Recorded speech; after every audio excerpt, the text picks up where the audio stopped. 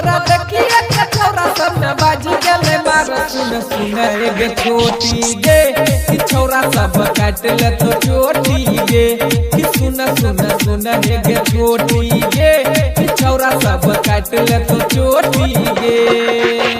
सुन गे छोटी बन जत चोटी बन जत चोटी बन जत चोटी सुन गे छोटी बन जत चोटी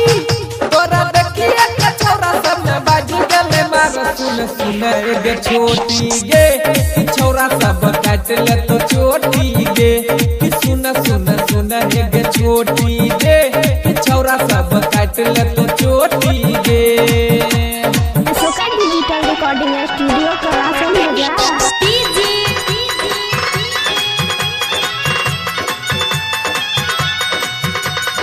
मिठू राजा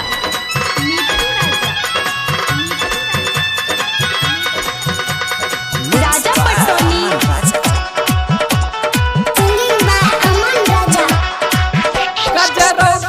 काजर खूबे लगाबै छ छौरा सबके छौरी दिल धड़काबै छ धड़काबै धड़काबै एक बुता के सैंडल पहिर के रोड पर छौरी के कमर हिलाबै छ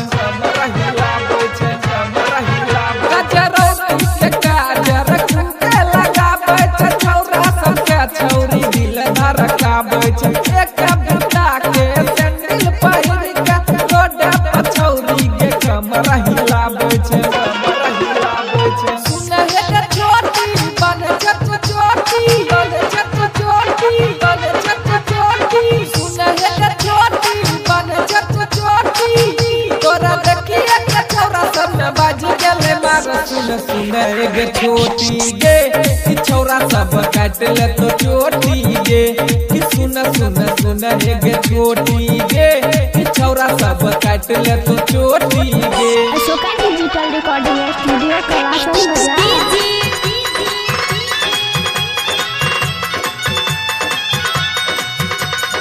मिठू राजा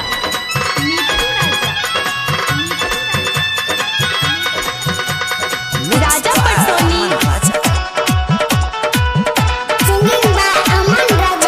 होठबा में लाली गुलाबी लगाबै छ चोला समझ में गे गरदा उड़ाबै छै अपन जवानी तू खुले देखाबै छ छौरा सबके छौरी खूबे तरपाबै छै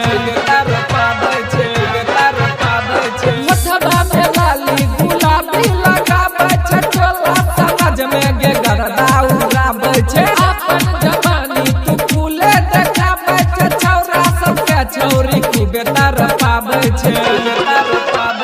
छौरा हमरा जाल तो खूबे मजा तो खूबे मजा तो खूबे छौरा हमरा जाल तो खूबे मजा प्रेम से पूछ के पता एक बेर ले मन सुन सुन गे छोटी गे कि छौरा सब काट ले तो चोटी गे कि सुन सुन सुन गे छोटी गे